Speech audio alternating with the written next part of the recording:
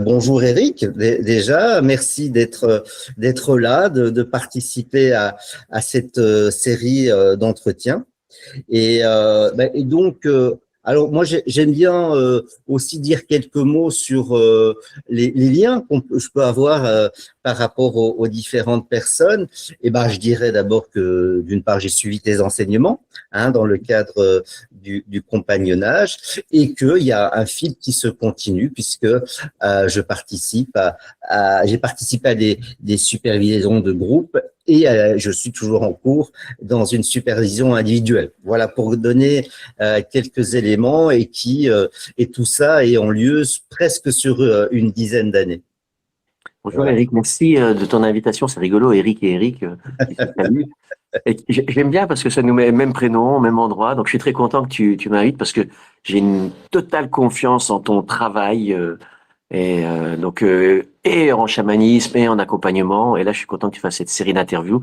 J'en ai déjà vu une, donc je sais aussi ta qualité d'intervieweur, de personne qui amène du débat à des endroits intéressants. Donc une joie de continuer ce chemin avec toi un petit peu autrement là. Hum. Merci beaucoup. Mais donc, par rapport à cet entretien d'aujourd'hui, alors il y aurait plein de choses sur lesquelles je pourrais t'interroger. Mais voilà, tu me disais, mais tiens, ce serait quand même bien de se centrer sur un thème. Et je trouve l'idée très bonne. Et donc, le thème pour aujourd'hui, même si voilà, on va peut-être, il y aura peut-être des arborescences, c'est ce concept ou ces termes, cette piste de transmission en chamanisme. J'ai peut-être envie déjà de te proposer de façon générale de nous parler de comment le chamanisme est rentré dans ta vie et quelle place il occupe dans ta vie aujourd'hui. Ouais, je suis pas un bon candidat parce que je vais pas trop parler de moi, mais je veux bien, voilà, ce qui sera nécessaire. Euh, Surtout si on est sur la transmission, je vois directement le lien entre ta première question, d'où je viens, qui je peux être, des choses comme ça, et la transmission. Ça évoque l'idée qu'on parle de quelque part. Donc je trouve ça intéressant. Mais après, il y a tout de suite le piège de parler de moi. Et dans la transmission, c'est pas moi qui suis important. Dans le chamanisme, dans la thérapie, dans toutes ces voies-là, c'est pas moi qui suis important. C'est la personne qui est en face qui va vivre l'expérience et c'est ce qu'on va lui proposer qui va être important. Donc, à un moment, parler d'où on vient, d'où on parle, ce qu'on a traversé, si ça peut rassurer la personne, j'entends bien avoir un pédigré, un diplôme, des années d'expérience, ça peut être important. Mais est-ce que j'ai envie de rassurer la personne dans une transmission chamanique? Je suis pas sûr non plus. Voilà. Et je connais le risque de l'enflure de mon ego, l'inflation infinie de façon enflure de mon ego, et le pouvoir fascinateur aussi de la fonction de chaman, de thérapeute, d'accompagnant.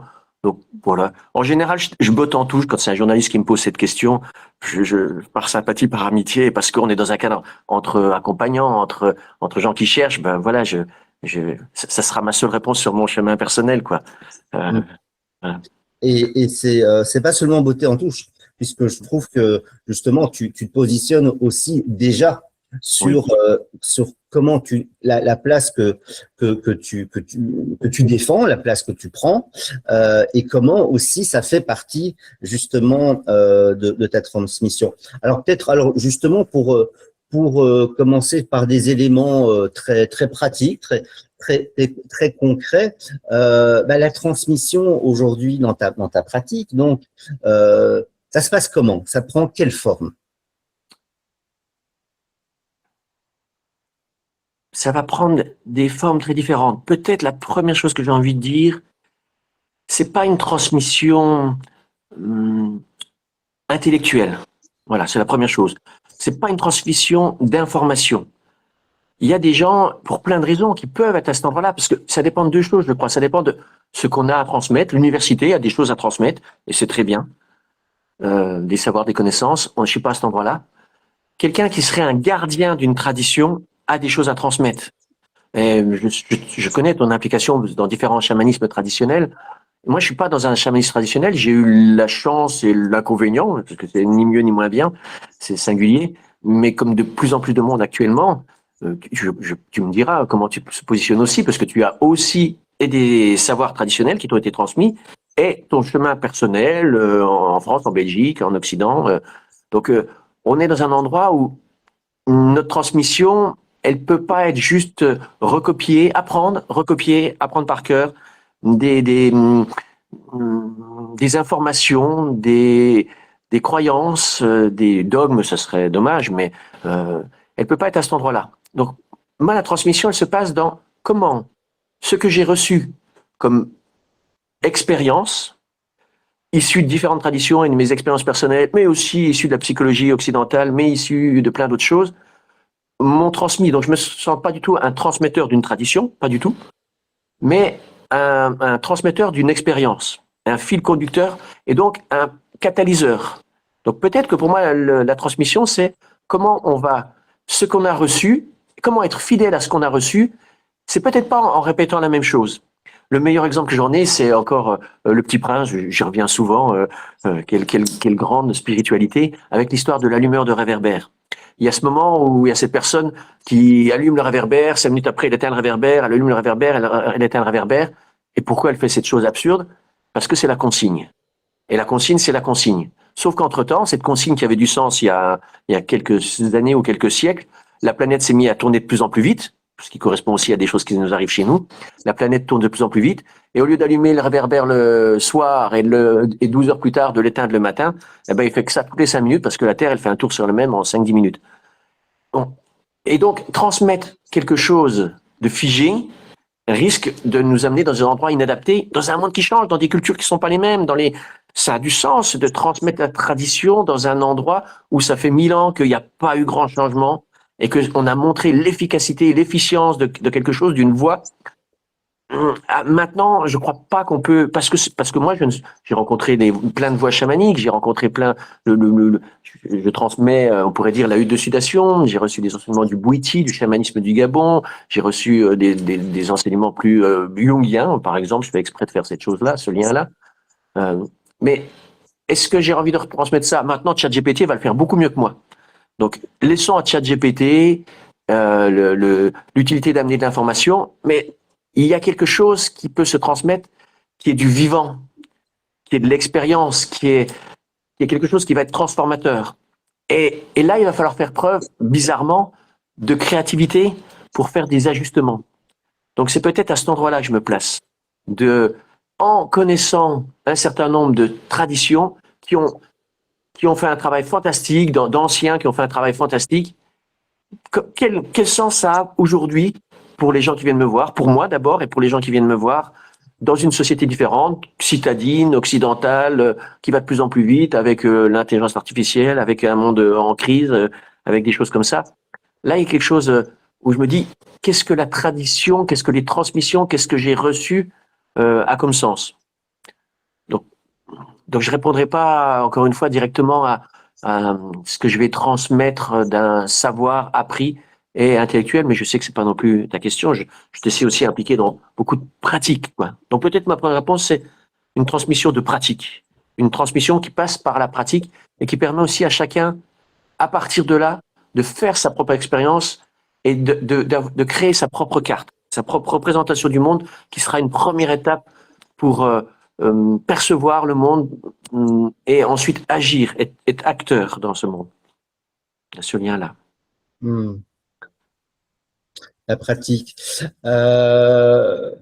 Et moi, ce que j'ai envie de souligner, mais tu l'as dit, on peut, voilà, avoir déjà entendu, mais j'ai envie de souligner le fait justement que dans tes références, il n'y a pas, je ne suis même pas sûr que le mot référence soit le plus approprié, mais en tout cas, il n'y a pas que ce qu'on pourrait imaginer comme étant le chamanisme, les traditions. Tu as parlé du Petit Prince, tu as parlé de la psychologie, en particulier la psychologie jungienne. Et en fait, comment ça s'alchimise finalement tout ça, tout ce qui pourrait paraître à un premier regard différent. Merci de le poser comme ça. On peut avoir une image du chamanisme. Moins on fait de chamanisme, plus on peut avoir une image de chamanisme, qui serait quoi? Une image d'Épinal, une image archétypale. Et sur lequel on projette beaucoup de choses. On peut projeter une certaine image de sagesse, on peut projeter chez nous Merlin l'Enchanteur, on peut projeter le druide dans Astérix, on peut projeter Gandalf, bien sûr, dans Le Seigneur des Anneaux, on peut projeter le bon sauvage. Mais tout ça, ça ne parle que de la personne qui vient me consulter ou qui vient voir un chaman ou qui vient. C'est les images qu'il a sur le chaman. Et c'est des images extérieures. Et on a cette chance en étant au XXIe siècle, ça circule, les idées circulent, les humains circulent, les humains se rencontrent. Et moi, ayant participé et organisé un peu des premiers festivals en France, des gens comme toi ont pris des relais magnifiques. Je sais, tu organises aussi un festival.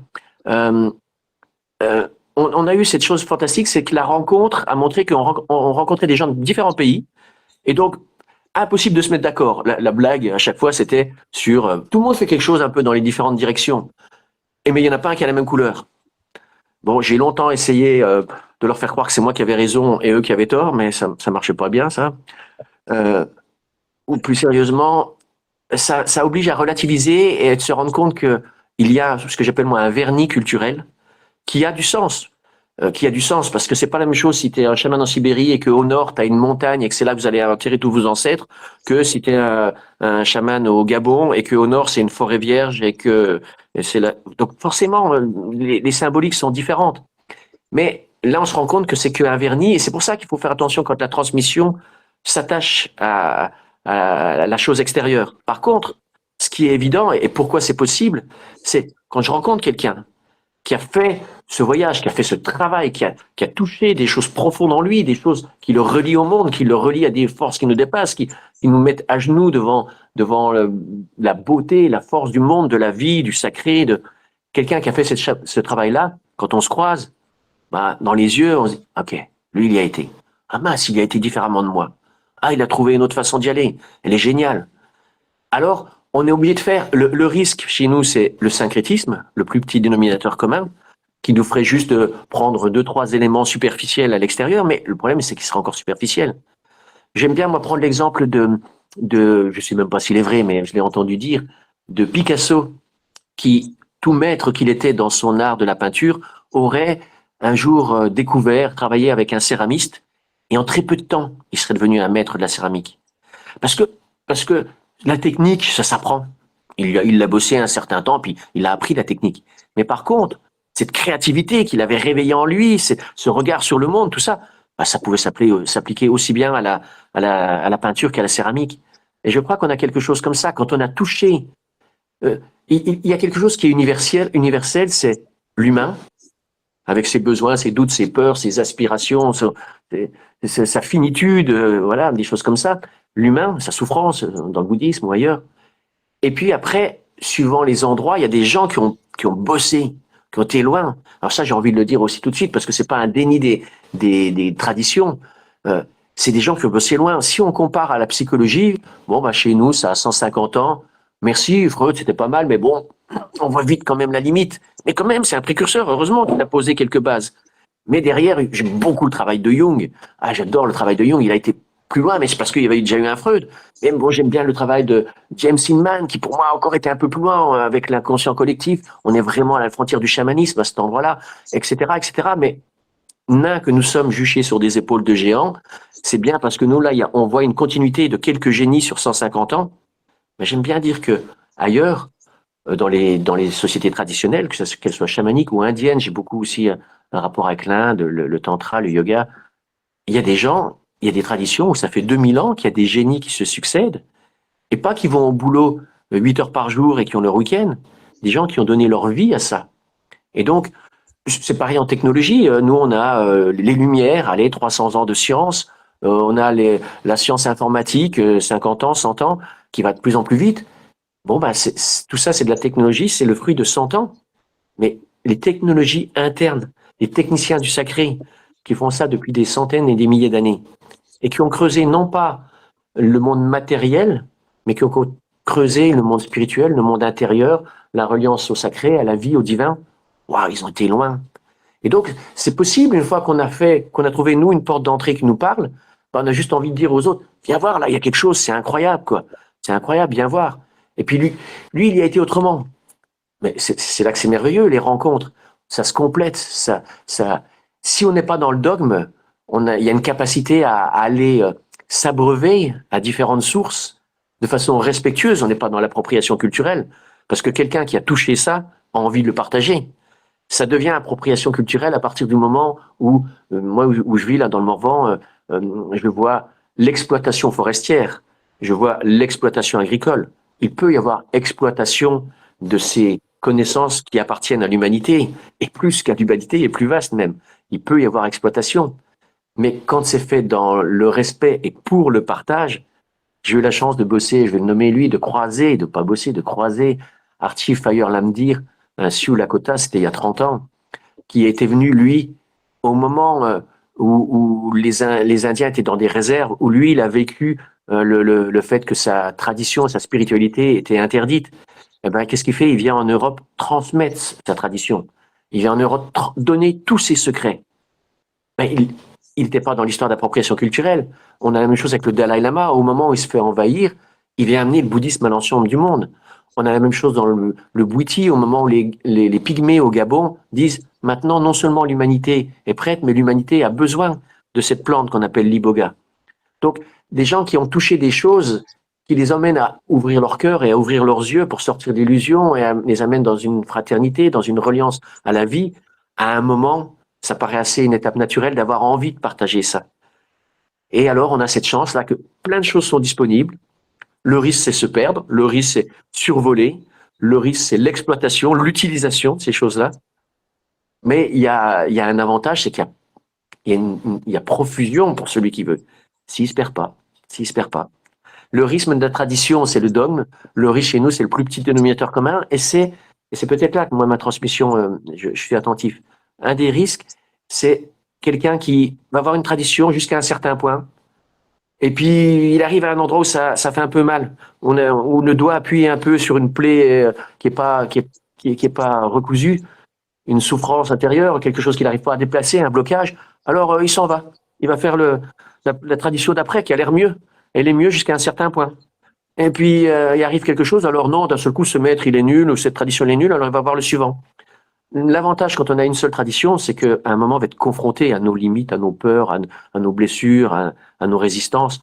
Bon, ben, peut-être que dans l'accompagnement, il y a ça aussi. À un moment, il y a cette phrase de Osho qui dit, ce maître indien du tantrique, qui dit si tu as la chance de rencontrer quelqu'un capable de te pousser dans le vide et l'intelligence d'accepter. Bon, peut-être l'accompagnement, il est aussi à cet endroit-là des fois. Aider quelqu'un à faire un pas dans le vide, dans un endroit où il va être obligé de se remettre en question, il va être obligé de se remettre en travail.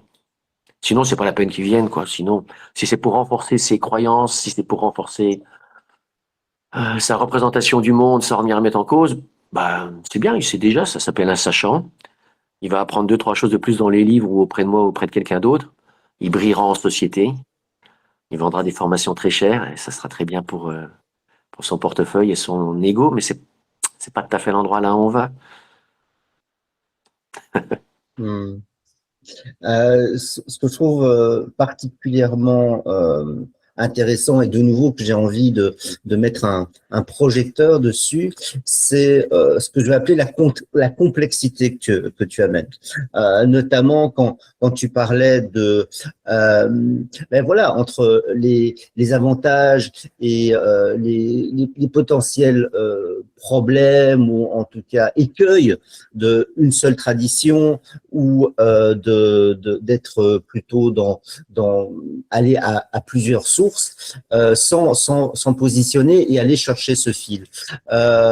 Et même chose sur ce fil par rapport, ben voilà, à une réalité d'aujourd'hui par rapport à une réalité ailleurs d'avant ou ailleurs.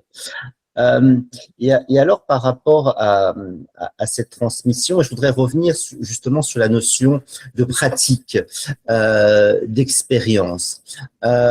et sous un angle un peu particulier qui est, tu as parlé de rassurer.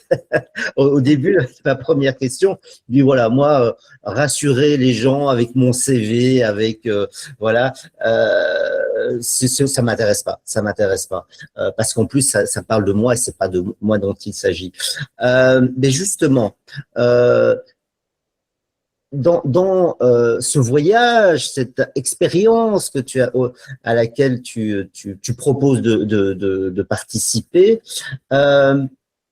c'est quoi en fait la part qui concerne plus rassurer et la part qui concernerait plus bousculer?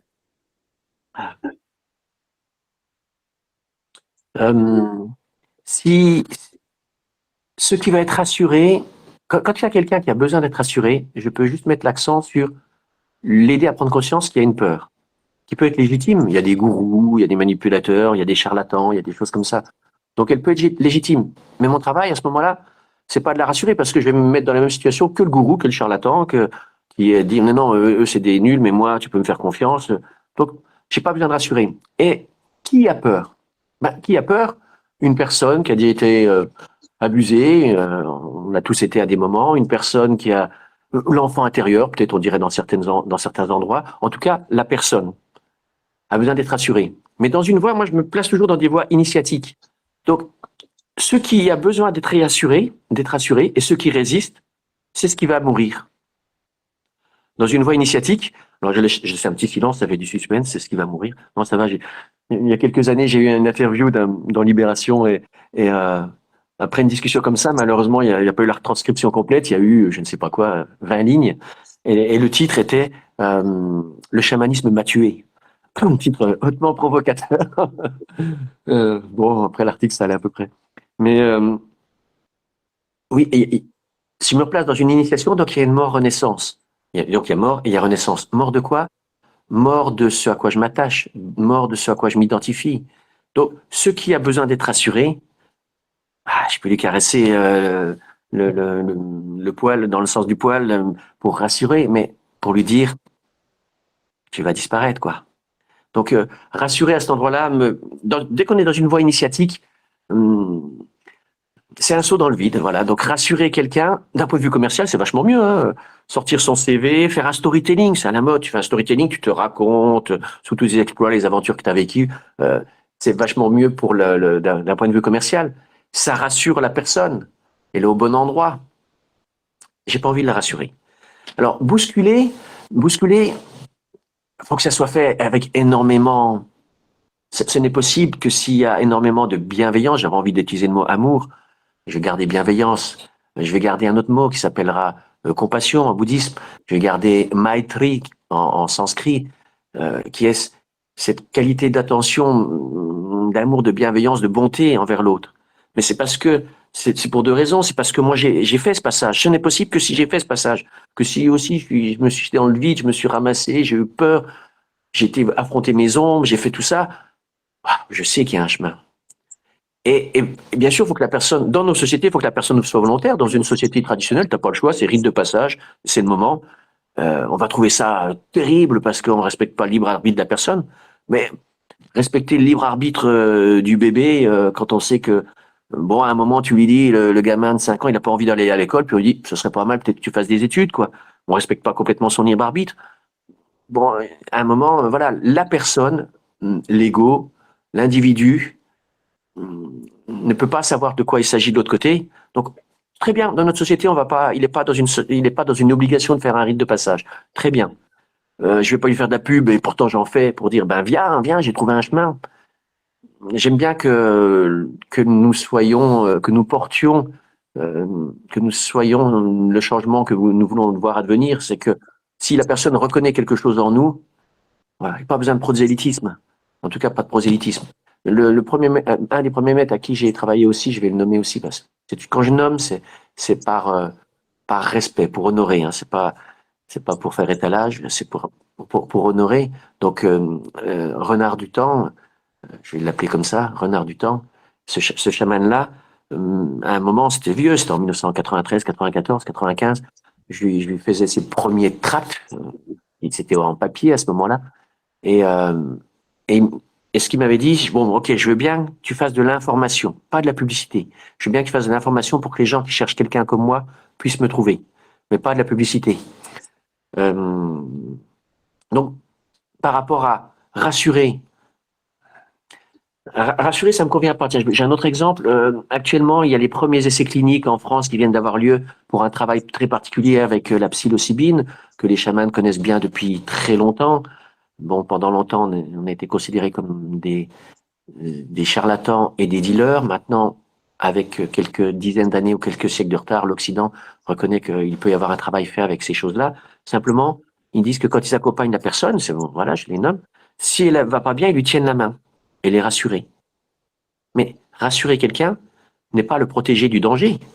S'il y a un danger réel, je n'ai pas à rassurer la personne. Il faut que je lui montre où est le danger. S'il n'y a pas de danger, la rassurer, viens, viens, allons voir ensemble ce qui te fait peur.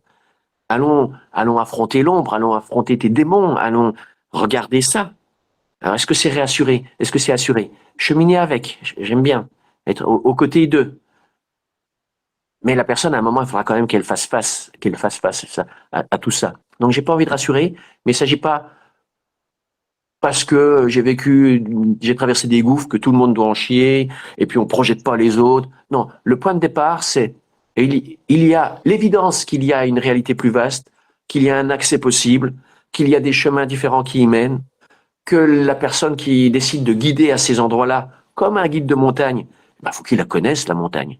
Il n'a pas regardé 5 tutos sur YouTube, euh, il a exploré la montagne, il connaît la météo, il connaît les gouffres, il connaît le chemin, il sait sortir d'un gouffre. Et quand il a fait tout ça, il peut commencer à accompagner, à guider les autres sur ce chemin-là.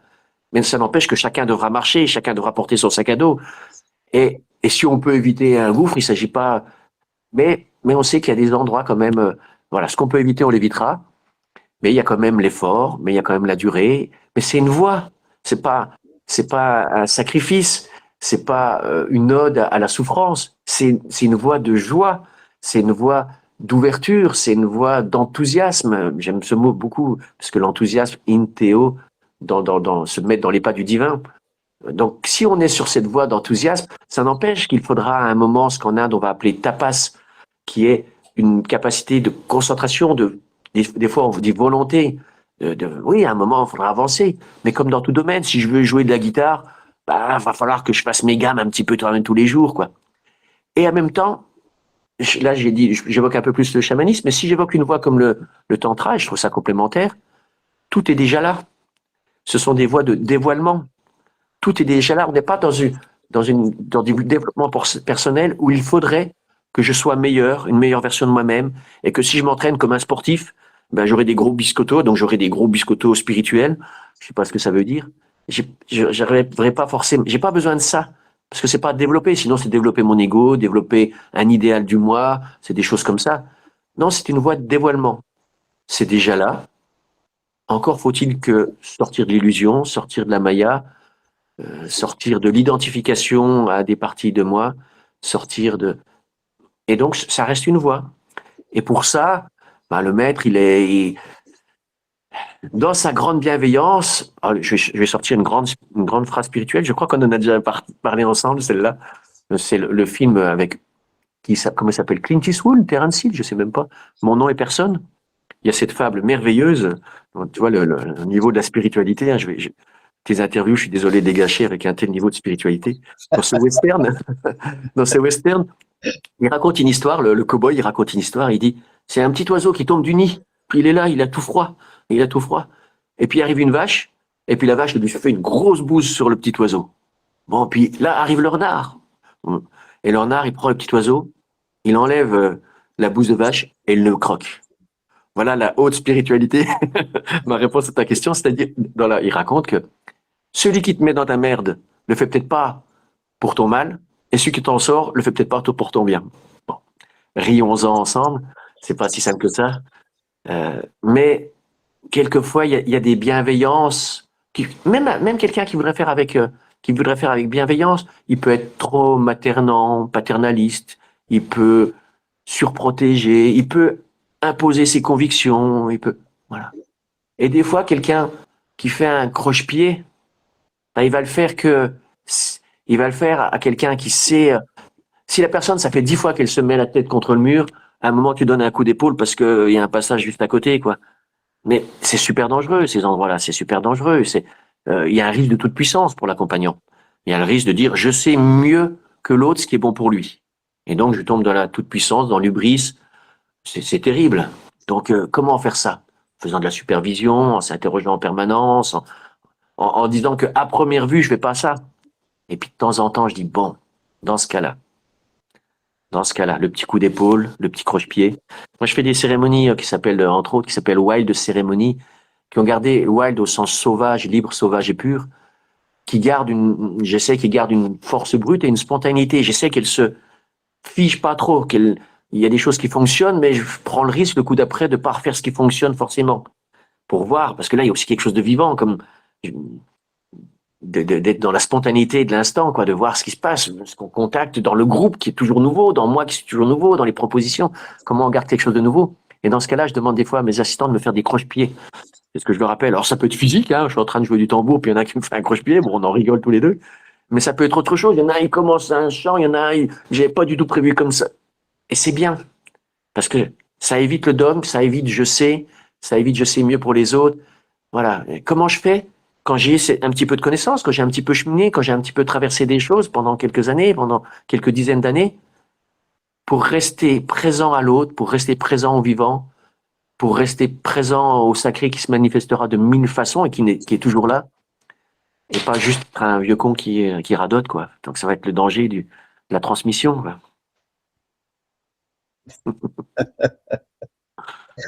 Euh, Au travers de tout ce que tu partages, et notamment, j'ai envie de souligner ce que tu disais tout à l'heure par rapport à ce que tu peux observer là où tu es, autour du Morvan, sur la surexploitation ou simplement déjà l'exploitation.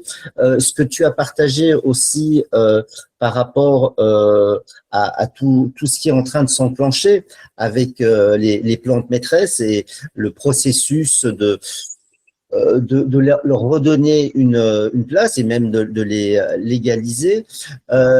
J'ai le sentiment que au travers de tout ça, c'est aussi euh, un rôle, une fonction actuelle ici et maintenant du chaman qui se dessine au travers de tout ça. Ben, la première chose que j'aime bien dans ce que tu viens de relever là, c'est d'appeler ça une fonction. Et pour moi, c'est important. C'est pas un titre honorifique. C'est une fonction. Je pense à certaines personnes que je vais pas nommer qui ont une visibilité dans les médias comme chaman, mais qui ne donnent pas de soins, qui ne font pas de cérémonie, bon, bah, c'est des chamans des médias. Mais un pompier qui est un pas de feu et qui va pas aider les gens sur le bord de la route, c'est pas un pompier, quoi. C'est un ex-pompier, c'est un quelqu'un qui théorise sur les pompiers, mais voilà, un alpiniste qui va pas en montagne, à un moment, bon, voilà. J'aime bien, voilà, un boulanger qui fait pas de pain. Donc c'est une fonction. C'est pas un titre honorifique, puisque c'est aussi une fonction au service d'eux. Il y a eu cette maître indienne, Amma, qui était en France il y a pas longtemps, là, cette année. Et alors c'est plus le cas, mais il y a 15 ans, au-dessus d'elle, c'était marqué sa devise, c'était aimer et servir. Donc dans l'Inde, c'est seva, le service. Et donc on se place là, dans nos endroits, on va dire ailleurs, il y a les métiers du service. Donc on est à cet endroit-là. Donc on a une fonction de service. J'aime bien dire que le chaman a une fonction de service. Comme le thérapeute, j'ai envie. Moi, quand j'utilise le mot thérapeute, c'est important pour moi. Des fois, je passerai chaman ou thérapeute. J'aime de plus en plus le mot thérapeute et de moins en moins le mot chaman. Mais thérapeute, je le prends au sens comme décrit par quelqu'un qui s'appelle Jean-Yves Leloup, qui est un prêtre orthodoxe. Et lui, il parle des thérapeutes, il fait référence aux thérapeutes d'Alexandrie. Et il revient à l'origine du mot, qui, dans ce sens-là, voulait dire ceux qui permettent à l'âme d'advenir. Donc, dans ce sens-là, moi, j'aime bien le mot thérapeute, et dans ce sens-là, je trouve qu'on retrouve quelque chose de la fonction du chaman, qu'on trouve ailleurs, qui est la fonction du hiérophante. Le hiérophante, c'est soit dans les mystères de l'Isis pendant 1500 ans, 2000 ans, ceux qui permettaient de vivre les cultes à mystère, et donc aux gens de dévoiler le mystère. Donc c'était ces accompagnants, ces prêtres, ces hiérophantes, ou c'est également dans la chrétienté pendant tout le Moyen Âge ceux qui aident à cheminer vers le divin. Donc je pourrais passer de façon indéterminée de chaman, thérapeute dans ce sens-là et hiérophante, parce que c'est la fonction du chaman. Il a toujours été un intermédiaire. Et quand je dis service, ce qui me paraît important, c'est ce qui est différent peut-être du médecin et du psychologue, qui sont au service de la personne qui vient les voir.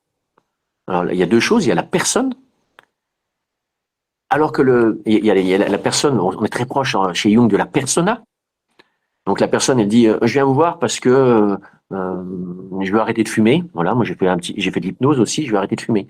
On peut, c'est super, l'aider à arrêter de fumer en hypnose, mais derrière, qu'est-ce qu'il y a? Il y avait, ça l'aidait à déstresser parce qu'il y a un rapport à la vie qui est stressé, il y a quelque chose qui va pas dans sa vie, tout.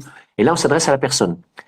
Le chaman, le thérapeute au sens où je l'entends, ou le hiérophante, ils ont une place particulière dans un lieu liminal, qui est un lieu entre deux, qui est le lieu entre cette personne qui vient voir, et de façon plus générale, les humains, la société, et l'autre côté du miroir. L'autre côté du miroir qui est les esprits, la vie, la nature, le sacré, le divin, Dieu, ce qui, voilà, chacun mettra le nom qu'il veut. Et donc, il est à cet endroit-là. Et donc, il est au service de quoi? Ben, des deux, ou de la rencontre des deux. C'est déjà très différent du médecin ou du psychologue, qui est au service que d'un côté, pas de l'autre côté. Nous, on est dans des fonctions on est à la croisée de cet endroit-là, dans ce lieu liminal. Et puis, on n'est pas au service de la personne. On est au service, le mot psychologue, par exemple, c'est un peu un détournement du sens premier, ou psychiatre encore plus. Ils font un bon boulot, hein, je dis pas ça, mais dedans, il y a psyché.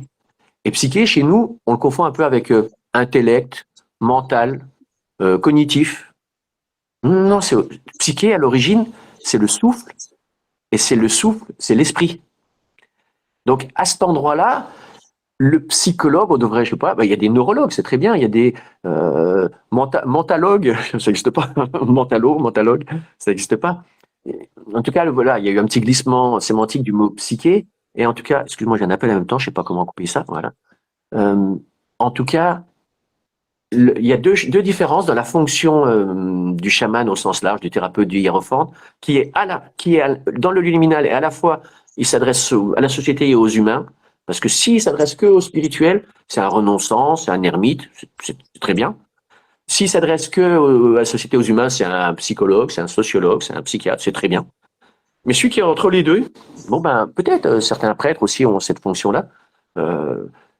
C'est une place particulière, mais on s'adresse à l'âme, à la psyché, à l'humain dans sa vision holistique. Et c'est en cela qu'on peut se permettre, non pas de bousculer, fais attention avec ce mot-là, mais de pas être dans la réponse.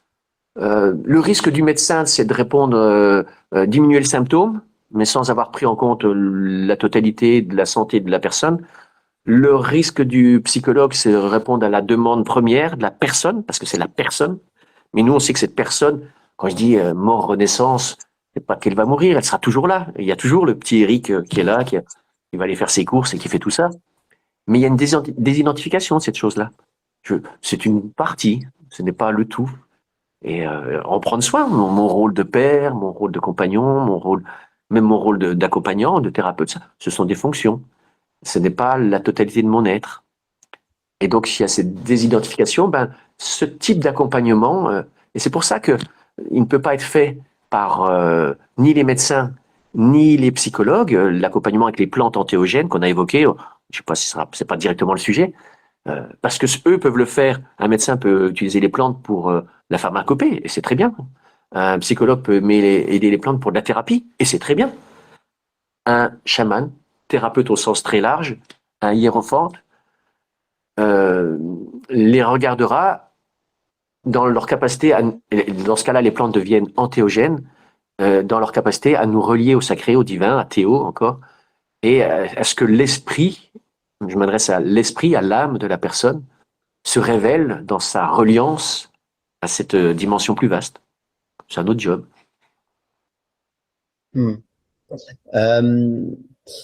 Quand je t'entends parler de cet endroit particulier, spécifique, j'ai envie de dire, de la fonction du chaman, ça n'est pas sans m'évoquer quelque chose que je t'ai entendu dire à différentes occasions, et je pense en fait à deux notions,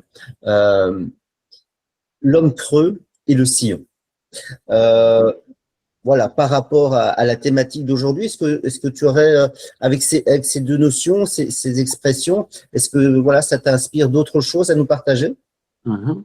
Je vais rajouter un troisième mot, puis je vais faire exprès, comme ça, c'est des mots que tu m'as entendu dire. Moi, c'est un troisième, c'est un autre mot que tu connais mieux que moi, puisque toi, tu as travaillé, tu as eu la chance de rencontrer aussi Deleuze, et je crois qu'il y a quelque chose dans devenir, qu'on avait un petit peu évoqué. Et pour moi, il y a un peu un lien homme creux, sillon, devenir. Donc, dans ce cas-là, euh, creux, ça va être enlever les certitudes, tout ça. C'est ce que je suis qui empêche la reliance. Ce à quoi je m'identifie, mes peurs, mes croyances, mes identifications. Et en tant qu'accompagnant, chaman, thérapeute, plus je serai creux, plus cette chose-là pourra passer à travers moi, et plus il pourra y avoir cette transmission qui n'est pas une transmission intellectuelle. C'est vas-y, utilise-moi, que ta volonté soit faite, dirait-on ailleurs. Mais pour ça, il faut que je sois creux. Il faut aussi que je sois creux, que j'ai nettoyé un peu mes lunettes là.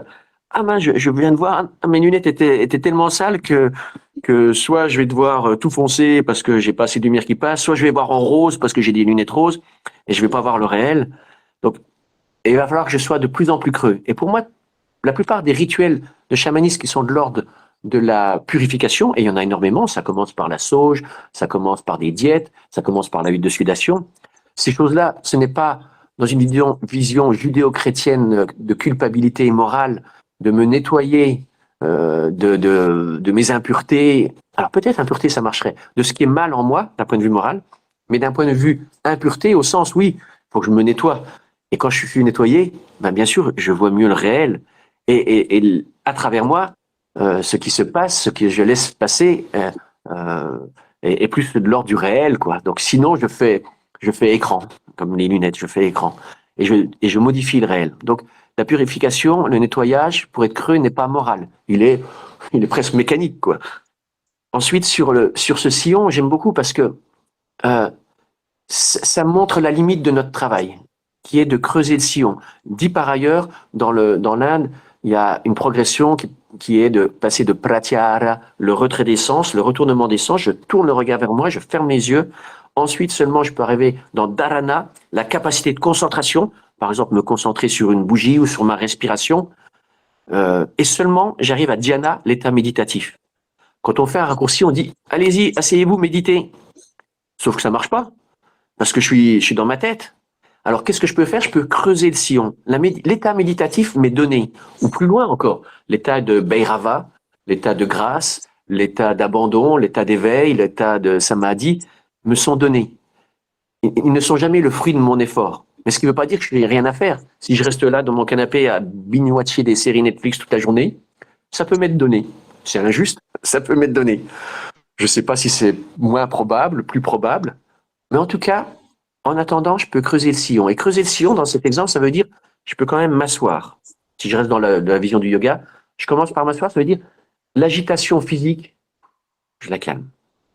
Et puis, je commence par porter mon attention sur mon souffle et je ralentis mon souffle. Voilà, ça c'est creuser le sillon. Et puis, mes pensées qui vont n'importe où, c'est ça, je ferme les yeux, pratyahara, je me concentre mes pensées sur une seule chose, qui n'a pas grande importance, mais sur une seule chose, au lieu de penser à ma liste de courses et à mes vacances et à ma fille, mes impôts et mes enfants, et je pense à une seule chose, la bougie. Éternel retour, je reviens toujours à la bougie ou au souffle, une seule chose. Et cette étape de concentrer, d'avoir ralenti le corps, ralenti le souffle, ralenti les pensées, ça c'est creuser le sillon. Ça c'est mon job. Je peux aller jusque-là. Alors, me sera donné ou pas cet état au minimum méditatif, peut-être plus vaste, il me sera donné, mais il me sera donné parce qu'il est toujours là. Le voile va se déchirer. Et donc, en chamanisme, ma reliance va pouvoir se faire avec cette chose-là ou pas. Mais voilà, peut-être que je trouve que c'est intéressant de me dire, tant qu'à, dans ce petit temps de vie que j'ai sur Terre, creuser le sillon. Peut-être multiplier les chances que ça advienne, puis si ça advient pas, c'est pas grave, parce que c'est une voie. Je vais aussi essayer détaché de l'objectif, et c'est là que je ramène un petit peu le devenir, c'est un petit peu différent peut-être que chez Deleuze, que tu connais mieux que moi aussi, qui sera un perpétuel devenir. En cela, c'est une voie. Ce n'est pas devenir quelque chose ou devenir quelqu'un ou atteindre un sommet ou atteindre l'éveil ou réveiller ma Kundalini. Tout ça, c'est juste de l'objectif. C'est très bien dans une société qui a un temps linéaire, un monde de coaching avec des objectifs.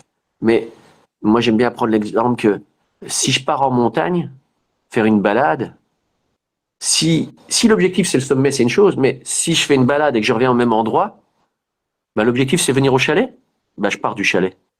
Bah, autant pas partir, quoi. J'y suis déjà. Ça y est, j'ai gagné.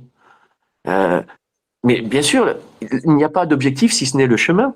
Si ouais, je marche, il y a 3 marmottes, il y a une très belle vue, je sens le vent, je suis vivant.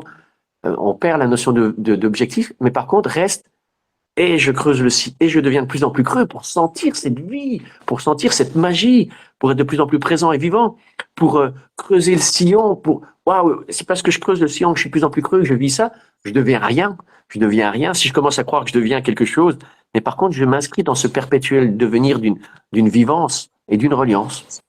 Donc peut-être c'est ma réponse sur le creux, le devenir et le creuser le sillon.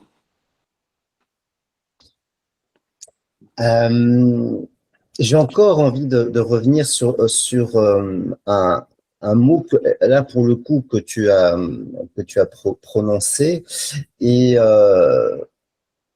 pourquoi? Ah bah d'abord parce que c'est le rite de passage, ou les rites de passage. D'abord parce que c'est un thème qui m'est cher, mais aussi parce que je trouve que dans ce que tu as commencé à nous partager là-dessus, ça parle aussi de comment cette pratique millénaire, et même plus que millénaire, prend non pas un sens nouveau, mais une forme nouvelle dans ici et maintenant, dans là où nous sommes. C'est aussi une bonne question pour moi. Sur le rite de passage, alors c'est quelqu'un que j'aime beaucoup qui s'appelle Pierre-Yves Albrecht, qui a fait un travail exceptionnel, notamment avec des personnes toxicomanes à qui il a proposé des initiations et des rites de passage merveilleux. Et pendant 30 ans, il a fait cette chose-là. Et il dit, il n'est pas le seul, je l'ai entendu ailleurs, mais je me rappelle lui l'avoir entendu dire, que nous sommes un peu en Occident actuellement la première civilisation qui n'a pas de rite de passage. Et c'est grave, je fais exprès de le dire comme ça, c'est grave. Je pense à un autre ami, je crois que j'ai entendu dire, je suis pas sûr, peut-être Elima, qui est un chaman que j'aime beaucoup, et d'autres.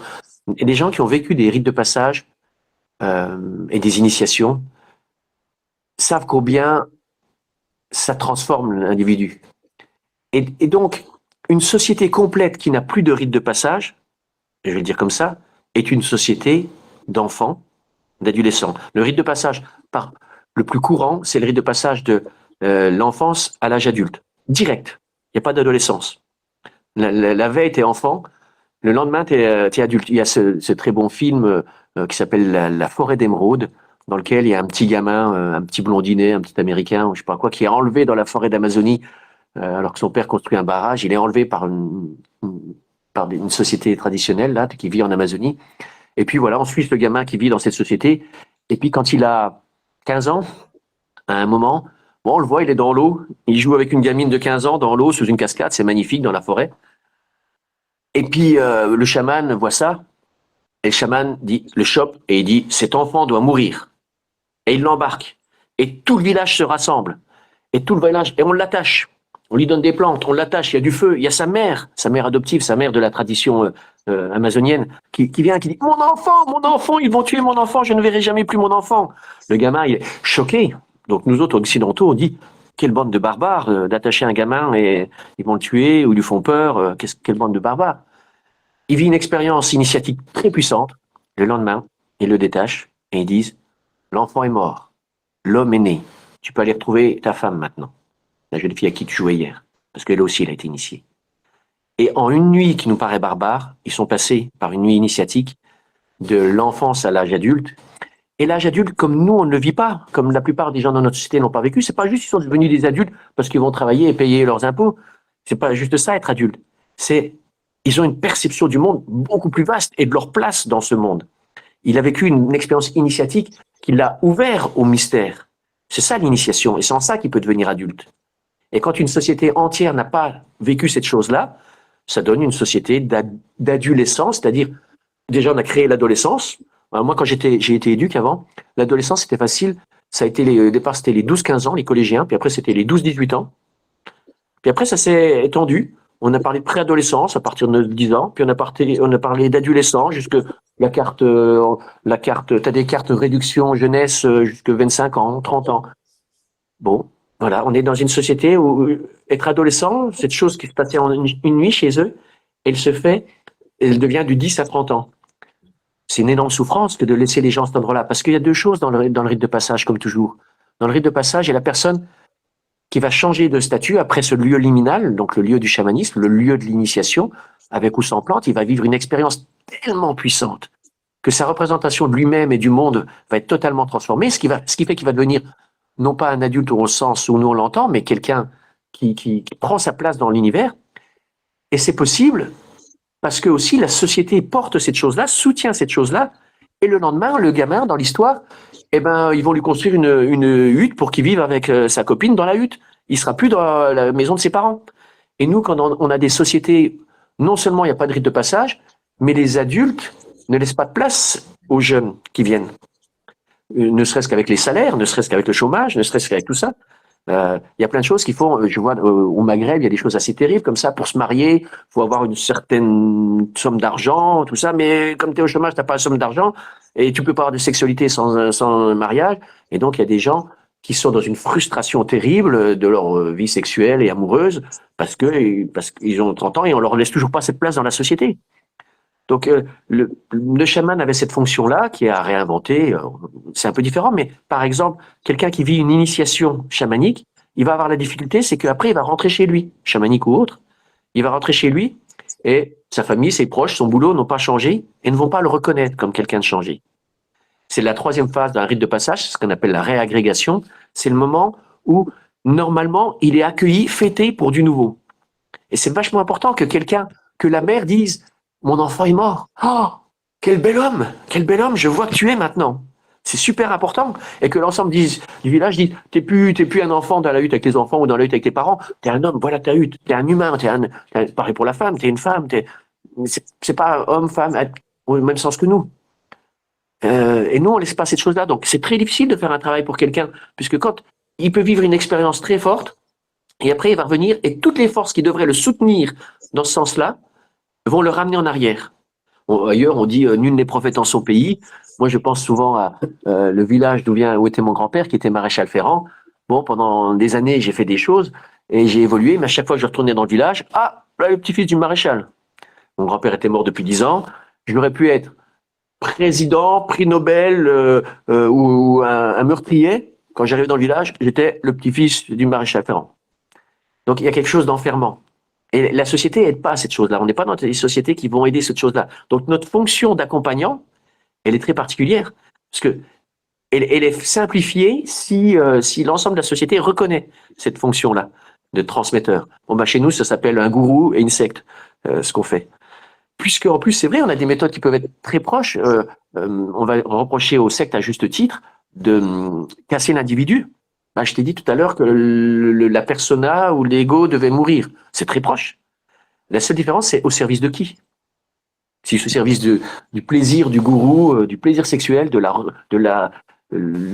l'argent du gourou et de l'ego du gourou, c'est très dangereux. Et c'est pour ça qu'il faut quand même y aller avec tellement de précaution. On ne peut pas pousser quelqu'un à cet endroit-là. On ne peut pas lui faire des injonctions. Bon, on peut me faire des croche-pieds à moi, on peut me faire des croche-pieds. Mais est-ce que moi j'en fais à d'autres? C'est très compliqué cet endroit-là, d'accompagner à cet endroit-là. Tu vois, on est en train de dévier un petit peu peut-être d'accompagner, de passer de transmettre à accompagner. Et j'aime bien, parce que accompagner, c'est on marche avec, transmettre, c'est un peu un sachant. Ça ne veut pas dire que, pour moi aussi, c'est important de le dire. Ça, à un moment, j'y ai pensé tout à l'heure. Tout ne se vaut pas non plus. Je pense beaucoup en psychologie à l'effet Dunning-Kruger, qui est un peu la croyance que l'on a de nos propres compétences. Et quel que soit le domaine, quelqu'un qui a fait un week-end de chamanisme, il va dire waouh, j'ai compris plein de choses, je suis bon en chamanisme. Il va aller raconter ça à ses amis, il va raconter ça à sa femme, à ses enfants, à ses collègues. Et puis le risque, c'est qu'il croit qu'il est bon alors qu'il a fait un week-end, mais c'est vrai. Alors que quelqu'un qui a fait 1 an, 2 ans, 10 ans, et là, il va commencer à se dire, c'est plus compliqué que ce que je croyais. Et il a de moins en moins de certitude. Et c'est un peu ça, cet effet Dunning-Kruger. Mais comment croire celui qui a l'arrogance, la prétention d'être un sachant sur Facebook ou ailleurs, par rapport à celui qui se pose des questions? C'est vrai en science aussi, c'est vrai dans tous les endroits, cet effet Dunning-Kruger. Il y a un décalage entre les compétences réelles que l'on a et la croyance que l'on a de notre niveau de compétence. Donc, les débutants se croient toujours très, très avancés, plus avancés. Et moi, débutant dans plein de domaines, je me crois avancé dans des domaines où un spécialiste rirait de ce que je lui raconte, quoi. Mais lui, il aurait des doutes. Et moi, j'ai des doutes sur ma voie et sur mon chemin et sur l'accompagnement que je peux faire. J'ai beaucoup de doutes et gardons-les. Et un lieu comme la supervision et un lieu, ce qui était ailleurs les cercles de sagesse, vont être des lieux importants pour continuer à se questionner, quoi, pour pas devenir des sachants. Oui, et pour moi, justement, se questionner, je trouve que c'est un des résultats, des bénéfices, des possibilités en t'écoutant aujourd'hui, c'est de poursuivre le questionnement. C'est de poursuivre le questionnement parce que justement, tu amènes à des endroits où justement, il y a des endroits pour se positionner, pour être troublé, pour douter. Et il y a plusieurs moments comme ça. Le dernier, bah, c'était voilà, c'est ce, ce rapprochement que tu oses et que je trouve très important entre le chaman, le thérapeute et le gourou de secte. C'est sans les confondre, sans confondre les genres, mais en pouvant aussi accepter, bah oui, qu'il y a des proximités. Et et du coup, voilà, j'ai l'impression que au travers de ce que tu nous as partagé, bah, il y a plein de dimensions justement au niveau ce thème principal, hein, voilà, de la transmission en chamanisme que tu nous as partagé. Et alors, question très classique, très ouverte, mais que je te pose quand même parce que je la trouve importante.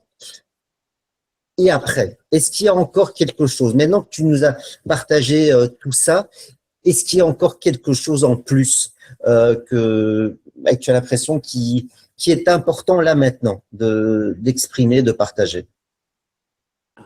Bah, déjà, là, ce qui a été exprimé, c'est le premier pas du premier jour à l'école maternelle. Voilà, j'aime me rappeler que les voies sont infinies. On a un stage comme ça en tantra, dont on a ce titre que je trouve assez drôle. On a fait exprès d'appeler ça à mi-chemin sur la voie infinie du yoga, du tantra. Voilà, une voie infinie, trouver le milieu, c'est pas facile. Des gens en maths me diront peut-être, je crois avoir entendu ça, c'est pas ma spécialité les maths, mais je trouve ça intéressant. Le plus grand chiffre que tu puisses imaginer, le million de milliards de milliards de milliards, par rapport à l'infini, ça reste sur la barre de progression, ça reste à 0%. Donc on est sur cette question-là. Et ça ramène à une question pour moi, ce chemin de transmission et de reliance au sacré, à la vie, au divin, à l'amour, à la nature, à ce qui nous dépasse. Voilà, peut-être que je vais dire à ce qui nous dépasse. Je l'ai perdu, ce chemin-là. J'ai complètement perdu, donc je vais revenir à ta question. Je vais essayer de revenir à ta question. Une voix. Est-ce qu'il y a quelque chose à ajouter? Est-ce qu'il y a quelque chose à dire? Bon, je sais plus du tout quelle était ta question. Tu peux m'aider à rebondir? Non, je vais pas t'aider à rebondir parce que pour moi, pourquoi pas par sadisme, quoique, mais parce que pour moi, c'est des moments aussi qui expriment justement ce que tu es en train de dire. C'est ces moments où on ne sait plus. Alors là, oui, c'est simplement peut-être parce que voilà, ton esprit est parti dans d'autres directions. Mais pour moi, voilà, ça traduit tellement. Ça, ça, J'adore ça. ça J'adore dit. ça. C'est ce que j'évoquais tout à l'heure en disant les croche-pieds. J'adore ça aussi. Tu vois, au début, tu m'as dit, bah, je te remontrerai le montage, la vidéo, le montage, je sais pas quoi. Puis j'ai dit non, c'est bon, c'est bon. Parce que s'il y a accident, il est le bienvenu. S'il y a, je sais plus ce que je veux dire, c'est le bienvenu. Si on va pas faire un montage pour que ça soit parfait. Puis attends, mon profil, il était pas très bien là. Tu peux refaire le montage parce que j'ai mieux le profil là. Et ne plus savoir quoi en dire, ça m'amène à quelque chose qui est important pour moi, qui est l'apophatisme, qui est on ne peut plus rien en dire, du sacré, du divin. Chaque fois, je cherche des mots, je sais plus quoi en dire. Et c'est pas quelque chose d'extérieur. Je suis bien dans euh, à la fois transcendance et moi j'aime bien aussi. Je parle souvent de extase en stase. Dans le dans le dans le dans la j'ai du mal à retrouver mes mots là. Dans l'Advaita Vedanta, il y a cette chose absolument incroyable où ils vont arriver à dire cette phrase qui est l'Atman est le Brahman est l'Atman, qui est cette idée que l'Atman, c'est ce chemin qu'on a dit tout à l'heure, qu'on peut faire avec, en tournant le regard vers l'intérieur. D'abord, je vais observer mes pensées, mon mental, ma personnalité, mon personnage, mon individu, mais derrière tout ça, je vais trouver mon soi, je vais trouver mon âme, je vais trouver l'essence, la chose la plus singulière. Je vais aller voir qu'est-ce qui reste une fois que j'ai enlevé toutes les couches de l'oignon, en tournant le regard vers l'intérieur. Et ça va s'appeler Atman. Et de l'autre côté, il y a quelqu'un qui va dire, mais la vie, la nature, c'est tellement immense, c'est tellement, je peux rien en dire, c'est tellement grand, appelons-le, je sais pas comment l'appeler, appelons-le Dieu, appelons-le le sacré, appelons-le l'infini, appelons-le le grand mystère, appelons-le Wakatanka, appelons-le Shiva, appelons-le Dieu, appelons-le aucune importance. Jusqu'au moment où je peux plus rien en dire, eux, ils ont appelé ça Atman, Brahman. Et ils disent cette chose incroyable. L'Atman et le Brahman. Cette chose la plus enfermée, la plus personnelle, la plus individuelle, le cœur de l'individu, de la singularité de l'individu, de l'essence du cœur de l'individu, est le tout absolu. Le tout absolu est ce cœur-là. Bon, bah, quelle chance si on peut être projeté devant ces choses-là. Et voilà où est la transmission pour moi. Et il y a des chemins qui nous invitent à faire quelques pas dans cette direction, qui nous préparent, qui nous disent pour creuser le sillon, cette chose-là est pas mal. Essayons-en quelques-unes pour trouver celles qui nous sont les plus adaptées. Et celles qui nous sont les plus adaptées ne sont pas toujours celles qui nous plaisent le plus ou qui flattent notre ego parce qu'on est tout de suite bon dedans. Si je fais du yoga et que je suis très souple à gauche et tout raide à droite, bah c'est à droite qu'il faudra que je bosse pour m'assouplir. Ça sert à rien de monter encore le déséquilibre. Donc, c'est pour ça qu'être accompagné par quelqu'un, parce que c'est celui qui va dire, non, mais c'est là qu'il faut que tu bosses. Allez, vas-y. Non, non, mais j'aime bien, là, je suis très bon là-dedans, j'adore ça. Oui, mais ça, tu sais déjà faire. Et donc, on va être obligé d'accompagner un petit peu et de pousser cette personne pour que, à un moment, c'est du concret, c'est du vécu, c'est pas vivre une spiritualité en dehors de la vie. Toi et moi n'avons pas choisi, et les chamans ne choisissent pas, et les thérapeutes ne choisissent pas une vie de renonçant, ni une vie où on doit mettre fin à la vie, c'est pas le suicide des sectes, mais c'est aussi dans certaines visions bouddhistes, on est limite de cette chose-là pour mettre fin à la souffrance, mettre fin au cycle des réincarnations, dans une voie comme le tantra ou comme le chamanisme ou comme les formes de thérapie que j'évoque. Euh, c'est compliqué le mot thérapie. Euh, c'est vraiment au quotidien, dans ce vivant, c'est réenchanter le monde, c'est soulever le voile. Waouh! Et si la voix que je suis ou la voix que je transmets, euh, elle fait que les gens deviennent plus aigris, ne sont plus capables de parler avec des autres parce qu'ils sont tellement les élus qui veulent plus parler qu'entre élus, je me dis, j'ai loupé quelque chose. Par contre, si la personne s'émerveille chaque jour un peu plus de chaque chose et qu'elle vit, dans l'Inde, il y aurait trois mots, il y aurait Samtosha, dans le contentement, mais qui n'est pas se contenter de peu, c'est que même dans le peu, mais dans le beaucoup, mais dans le rien, mais de plus en plus dans chaque chose et dans chaque rencontre et avec chaque humain, waouh, là il y a quelque chose.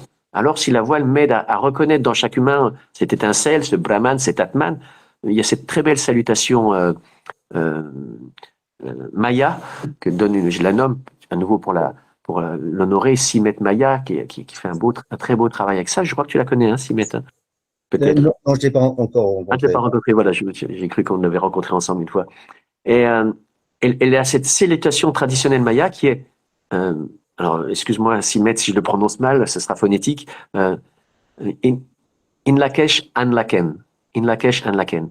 Qu'on pourrait traduire par, elle se retrouve ailleurs, elle est très proche de la salutation de Lakota qui est Aho, Metako et Yassine, à tous les miens, à toutes mes relations, à tout ce qui me relie, à mes frères et sœurs avec qui je travaille dans la hutte ou dans la pratique, mais qui me relie à toute ma tribu, qui me relie à toute l'humanité, passé, présent, avenir, qui me relie au peuple animal, qui me relie au peuple végétal, qui me relie au peuple minéral, qui me relie aux forces qui nous dépassent, qu'on les appelle Dieu ou autres, qui me relie à... Voilà. Tout ça, c'est dans le mot Aho, Metako et Yassine. Et dans le peuple maya, in Lakesh, en Laken, quand tu rencontres quelqu'un, c'est je te reconnais comme un autre moi-même. Et l'autre répond oui, je vois en toi cet autre moi-même, je vois en toi le sacré, je sais que tu as aussi cette même vibration, cette même espace. Et donc, ces voies d'accompagnement, il s'agit bien de permettre cette réalité au quotidien. C'est pas des histoires qu'on se raconte. Quelqu'un comme Hubert Reeves, qu'est-ce qu'il était, astrophysicien. Et c'est un peu le premier qui a dit, mais nous sommes des poussières d'étoiles. Et il a raison, on est des poussières d'étoiles, mais si ça reste juste dans un coin de la tête, c'est une information mentale, poétique. Mais quand c'est du quotidien, qu'on sent la reliance à la vie avec chaque personne, la transmission, c'est comment transmettre. La transmission, c'est la question de la pédagogie et de la meilleure façon de transmettre cette expérience où la personne arrête de se regarder le nombril et de se croire séparée et enfermée dans ses souffrances, mais qu'elle va pouvoir vivre en reliance, dans quelque chose de plus vaste et de sacré. Amener cette dimension-là, voilà peut-être pour moi, amener la personne à vivre cette dimension-là. Bah, écoute, moi, j'ai plus grand chose à dire après, et même plus tellement envie de te poser des questions, parce que justement, il y a quelque chose de cet endroit qui advient, je trouve, qui, au travers des mots, touche où il n'y a plus de mots. Donc, du coup, je vais revenir à quelque chose de très simple dans la persona, dans la civilité, te remercier. Te remercier, pour plein de choses, mais en tout cas, aujourd'hui, pour cette interview, pour à la fois, le fond et la forme, le fond et la forme, et d'être allé au-delà de l'information, d'être allé bien au-delà de l'information, et aussi, alors, pour un point particulier, c'est au travers de cette série d'interviews, je trouve que tu amènes, alors en anglais on dit un quilt, je sais plus comment on dit, mais voilà, dans un patchwork, tu as amené ton morceau, et donc du coup il y a toute la valeur de ce moment, et en plus toute la valeur de ce que ça tisse, et bien sûr au-delà. Tout ça pour dire merci. Merci. Et ton merci, il n'est pas que au niveau de la persona, et ça serait pas un problème. Hein. C'est la chose la plus belle. Bien sûr, on n'est pas dans les politesses là. Moi, j'ai ce remerciement pour que tu crées ce lieu avec tes vidéos, tout ce que tu crées à côté, que tu me laisses la parole à ce moment-là pour amener les 3 trucs que je peux amener. Voilà, c'est un merci vraiment réciproque, et c'est pas en dessous quoi. C'est magnifique qu'on puisse se reconnaître, frères et sœurs humains sur Terre, qui cheminons avec nos singularités, et reconnaître la singularité, l'apport de l'autre, la beauté de ton chemin. Et voilà, on est presque dans l'Inlakesh and Laken déjà. Tous les deux, je te vois comme un autre moi-même. C'est parce que tu t'appelles Eric en plus, c'est facile. Voilà. Est-ce que ça va comme ça pour toi? Eh ben oui, c'est parfait, et voilà. Merci. To be continued, à suivre. Merci.